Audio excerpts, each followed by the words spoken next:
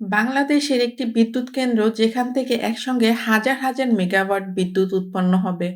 কিন্তু সেই বিদ্যুৎ কেন্দ্রে কয়লা পোড়ানো হবে না, গ্যাস পোড়ানো হবে না। ব্যবহার করা হবে ইউরেনিয়াম। আর সেই বিদ্যুৎ কেন্দ্রের নাম রূপপুর পারমাণবিক বিদ্যুৎ কেন্দ্র। বাংলাদেশে পাবনা জেলার ঈশ্বরদীতে তৈরি হচ্ছে দেশের প্রথম পারমাণবিক বিদ্যুৎ কেন্দ্র। দুটি ইউনিট মিলে এর মোট উৎপাদন ক্ষমতা ২,৪০০ মেগাওয়াট। কিন্তু প্রশ্ন হচ্ছে, এত বিশাল প্রকল্প বাংলাদেশ কেন করল? এর মাধ্যমে সাধারণ মানুষ কি সুবিধা পাবে? আর সবচেয়ে গুরুত্বপূর্ণ প্রশ্ন, এই প্রকল্প যদি কোনো কারণে ব্যর্থ হয়, ভুলভাবে পরিচালিত হয় কিংবা বড় কোনো দুর্ঘটনা ঘটে, তাহলে কি হতে পারে?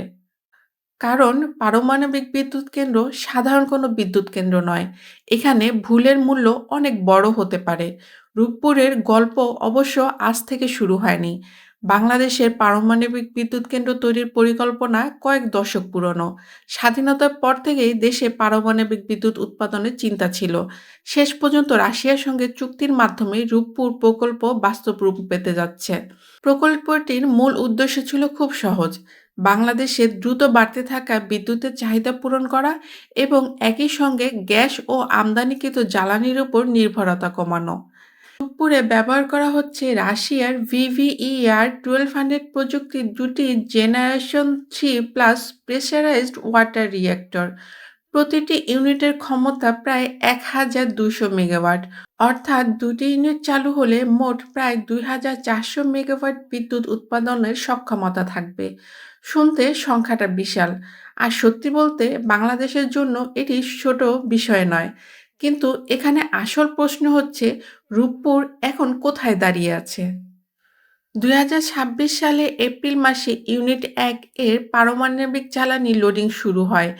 মে মাসে ১৬৩টি ফুয়েল অ্যাসেম্বলি রিঅ্যাকশন লোড করার কাজ শেষ হয়। এরপর শুরু হয়েছে বিভিন্ন পরীক্ষা এবং ধাপে ধাপে রিঅ্যাক্টর চালু করার প্রযুক্তি। এপ্রিলে ইউনিট ১ এর জন্য অপারেটিং লাইসেন্স দেওয়া হয়েছিল। তবে এর মানে এই নয় যে সেদিন থেকেই রূপপুর পূর্ণ ক্ষমতায় বিদ্যুৎ উৎপাদন শুরু করবে। পারমাণবিক রিঅ্যাক্টর চালু করার প্রক্রিয়া অত্যন্ত ধীর এবং নিয়ন্ত্রিত।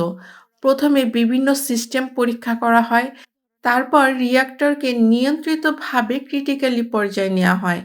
এরপর ধীরে ধীরে শক্তি বাড়ানো হয়। সবকিছু ঠিকঠাক থাকলে তারপর জাতীয় গ্রিডে বিদ্যুৎ সরবরাহ বাড়তে থাকে।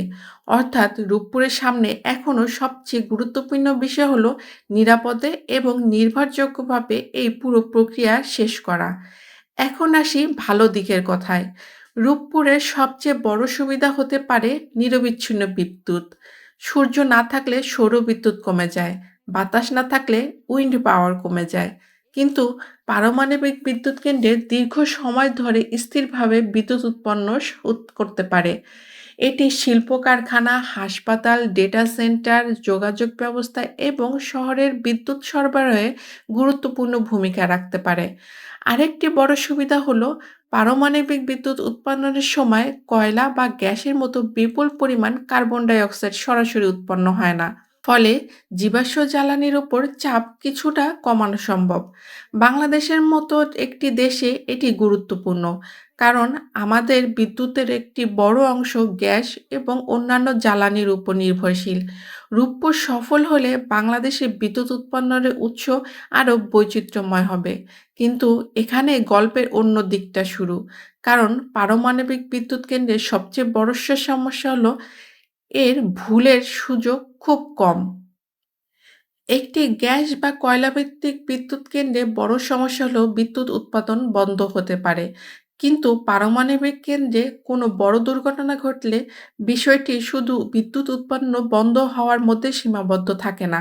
তেজস্ক্রিয় পদার্থ পরিবেশে ছড়িয়ে পড়লে মানুষের স্বাস্থ্য, কৃষি, পানি এবং বসবাসযোগ্য এলাকার উপর দীর্ঘমেয়াদী প্রভাব পড়তে পারে। বিশ্বে এর উদাহরণও আছে।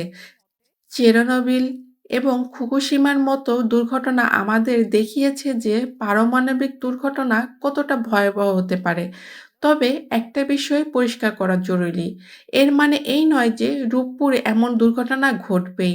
বরং আধুনিক পারমাণবিক বিদ্যুৎ কেন্দ্রে একাধিক নিরাপত্তা ব্যবস্থা রাখা হয়। রূপপুরের VVER 1200 ডিজাইনেও বিভিন্ন স্তরের নিরাপত্তা ব্যবস্থা রয়েছে। কিন্তু প্রযুক্তি যতই আধুনিক হোক, মানুষের ভুল, রক্ষণাবেক্ষণের সমস্যা, জরুরি পরিস্থিতিতে ভুল সিদ্ধান্ত কিংবা নিরাপত্তার ব্যবস্থায় ব্যর্থতা, এসব ঝুঁকি পুরোপুরি শূন্য করা যায় না। আর বাংলাদেশের মতো সবচেয়ে গুরুত্বপূর্ণ বিষয় একটি হলো আমরা পারমাণবিক প্রযুক্তিতে নতুন। অর্থাৎ আমাদের জন্য শুধু রিঅ্যাক্টর বানানোই চ্যালেঞ্জ নয়, এর চেয়েও বড় চ্যালেঞ্জ হলো দক্ষ জনবল তৈরি, কঠোর নিরাপত্তা সংস্কৃতি বজায় রাখা এবং বহু দশক ধরে এই প্রতিষ্ঠানকে সঠিকভাবে পরিচালনা করা। আরেকটি বড় বিষয় হলো পারমাণবিক বর্জ্য। রিঅ্যাক্টরে জ্বালানি ব্যবহারের পর সেটি সাধারণ আবর্জনার মতো ফেলে দেওয়া যায় না। স্পেন্ট নিউক্লিয়ার ফুয়েল অর্থাৎ অন্যান্য রেডিয়েটিভ ওয়েস্ট অত্যন্ত সতর্কতার সঙ্গে সংরক্ষণ ও ব্যবস্থাপনা করতে হয়। রূপপুর প্রকল্পে রাশিয়ার সঙ্গে জ্বালানি ও ব্যবহৃত জ্বালানি ব্যবস্থাপনা নিয়ে সহযোগিতার কাঠামো রয়েছে, কিন্তু বাস্তব সমস্যা হলো এই ব্যবস্থাপনা শুধু আজকের জন্য নয়। পারমাণবিক বর্জ্যের নিরাপদ ব্যবস্থাপনা বহু বছর ধরে চালিয়ে যেতে হয়। এখানে সামান্য অবহেলাও বড় ঝুঁকি তৈরি করতে পারে। এরপর আসে অর্থনৈতিক ঝুঁকি। রূপপুর প্রকল্পের আনুমানিক মোট ব্যয় প্রায় 12.65 মিলিয়ন মার্কিন ডলার এবং এর প্রায় 90% পর্যন্ত রাশিয়ার রাষ্ট্রীয় ঋণের মাধ্যমে অর্থায়নের কাঠামো করা হয়েছে। অর্থাৎ এটি শুধু একটি বিদ্যুৎ কেন্দ্র নয়, এটি বাংলাদেশের জন্য একটি দীর্ঘমেয়াদী আর্থিক দায়ও। এখন প্রশ্ন হলো, এই বিদ্যুৎ কেন্দ্র থেকে যে পরিমাণ অর্থনৈতিক সুবিধা পাওয়া যাবে তা কি দীর্ঘমেয়াদী ঋণের চাপ, পরিচালন ব্যয়, জ্বালানি ব্যয় এবং রক্ষণাবেক্ষণের খরচকে যথেষ্টভাবে সামলাতে পারবে? আরেকটি সমস্যা হলো সময়। রূপপুর প্রকল্পের মূল পরিকল্পনার তুলনায় বাস্তবায়নে উল্লেখযোগ্য বিলম্ব হয়েছে। যে বিদ্যুৎ আগে পাওয়ার কথা ছিল সেটি পেতে সময় লেগেছে বেশি। আর পারমাণবিক প্রকল্পে সময় বাড়লে শুধু নির্মাণের খরচই বাড়ে না, ঋণের সুদ, রক্ষণাবেক্ষণ এবং অন্যান্য ব্যয়ের চাপও বাড়তে থাকে। আরেকটি বিষয় আমাদের সাধারণ মানুষের জন্য খুবই গুরুত্বপূর্ণ।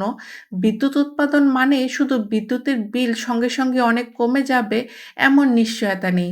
বিদ্যুতের দাম নির্ভর করে উৎপাদন খরচ, ঋণের ব্যয়, সঞ্চালন ব্যয়, বিতরণ ব্যবস্থা এবং সরকারি নীতির উপর। অর্থাৎ রূপপুর চালু হলেই যে বাসাবাড়ি বিদ্যুতের বিল অর্ধেক হয়ে যাবে এমন ধারণা করা ঠিক নয়। বরং শুরুতে এর অর্থনৈতিক সুবিধা কতটা পাওয়া যাবে সেটি নির্ভর করবে কেন্দ্রটি কতটা দক্ষতার সঙ্গে এবং কতটা উচ্চ ক্যাপাসিটি ফ্যাক্টরে চালানো যায় তার উপর। এখন আসি সবচেয়ে ভয়ঙ্কর প্রশ্নে, রূপপুর কিভাবে ওয়ার্স্ট কেস সিনারিওতে পরিণত হতে পারে? ধরুন কোনো একদিন বড় ধরনের প্রযুক্তিগত সমস্যা দেখা দিল, সেফটি সিস্টেমের একাধিক স্তর একসঙ্গে ব্যর্থ হলো, অথবা কোনো প্রাকৃতিক দুর্যোগ, অগ্নিকাণ্ড, মানবিক ভুল বা অন্য কোনো অপ্রত্যাশিত ঘটনা পরিস্থিতিকে নিয়ন্ত্রণের বাইরে নিয়ে গেল। তখন সবচেয়ে বড় সমস্যা হবে তেজস্ক্রিয় পদার্থের নিয়ন্ত্রণ। যদি রেডিয়েশন ম্যাটেরিয়াল পরিবেশে ছড়িয়ে পড়ে, তাহলে শুধু রূপপুরের আশেপাশে মানুষের নয়, দীর্ঘমেয়াদে কৃষিজমি, পানি, খাদ্য শৃঙ্খল এবং মানুষের জীবনযাত্রার প্রভাব পড়তে পারে। তবে এখানেও আতঙ্ক ছড়ানোর মতো কথা বলা ঠিক হবে না। কারণ এমন ঘটনা ঘটার সম্ভাবনা অত্যন্ত কম রাখার জন্যই পারমাণবিক বিদ্যুৎ কেন্দ্রে একাধিক নিরাপত্তা স্তর তৈরি করা হয়। বরং আমাদের আসল প্রশ্ন হওয়া উচিত, বাংলাদেশ কি সেই নিরাপত্তা ব্যবস্থাগুলি আগামী ৩০, ৫০ বা ৬০ বছর একই কঠোরতার বজায় রাখতে পারবে?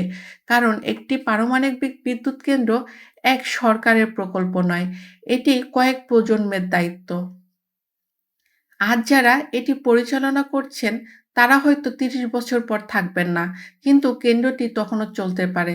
তাই সবচেয়ে গুরুত্বপূর্ণ বিষয় হলো রাজনৈতিক পরিবর্তন হলেও নিরাপত্তা ব্যবস্থায় যেন ছাড় না আসে। অর্থনৈতিক চাপ এলেও যেন রক্ষণাবেক্ষণ কমানো না হয়। দক্ষ কর্মীর ঘাটতি হলেও যেন অদক্ষ মানুষ দিয়ে গুরুত্বপূর্ণ দায়িত্ব পূরণ করা না হয় এবং কোনো সমস্যা দেখা দিলে যেন সেটি লুকিয়ে না রেখে বরং দ্রুত প্রকাশ করা হয়। কারণ পারমাণবিক নিরাপত্তার ক্ষেত্রে ছোট সমস্যা লুকিয়ে রাখা অনেক সময় বড় সমস্যার কারণ হতে পারে। তাহলে কি রূপপুর খারাপ প্রকল্প? না।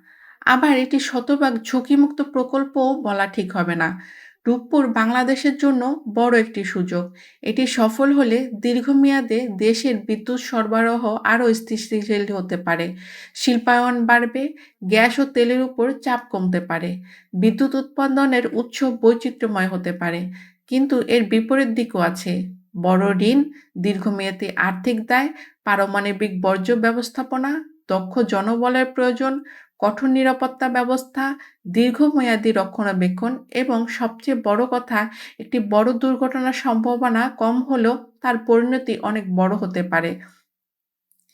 তাই রূপপুরের সফলতা শুধু এই নয় যে রিঅ্যাক্টর চালু হয়েছে এবং বিদ্যুৎ উৎপন্ন হয়েছে। আসল সফলতা তখনই হবে যখন বাংলাদেশ প্রমাণ করতে পারবে আমরা শুধু একটি পারমাণবিক বিদ্যুৎ কেন্দ্র বানাতেই পারি না, আমরা এটিকে নিরাপদে, স্বচ্ছভাবে এবং দায়িত্বশীলতায় কয়েক দশক পরিচালনাও করতে পারি। শেষ পর্যন্ত রূপপুরকে ভয় পাওয়ার কোনো প্রয়োজন নেই, আবার চোখ বন্ধ করে প্রশংসা করারও প্রয়োজন নেই। কারণ পারমাণবিক শক্তি নিজে ভালো বা খারাপ নয়। এটি নির্ভর করে কিভাবে প্রযুক্তি ব্যবহার করা হচ্ছে, কিভাবে নিরাপত্তা নিশ্চিত করা হচ্ছে, কিভাবে অর্থনৈতিক হিসাব করা হচ্ছে এবং সবচেয়ে গুরুত্বপূর্ণ মানুষের জীবন ও নিরাপত্তাকে কতটা গুরুত্ব দেয়া হচ্ছে। রূপপুর বাংলাদেশের ভবিষ্যতের জন্য বড় একটি দরজা খুলে দিতে পারে। কিন্তু সেই দরজার অন্য পাশে যেন অন্ধকার না থাকে। তার দায়িত্ব আমাদেরই। কারণ বিদ্যুৎ আমরা চাই, উন্নয়নও চাই। কিন্তু উন্নয়নের সঙ্গে নিরাপত্তা, সচ্ছলতা এবং মানুষের জীবন, এই ৩ টি জিনিসের কোনো একটিও যেন বাদ দেওয়া যাবে না। ভিডিওটি ভালো লাগলে লাইক দিন, কমেন্টসে আপনার অনুভূতি জানান এবং চ্যানেলটি সাবস্ক্রাইব করে আমাদের সাথেই থাকুন।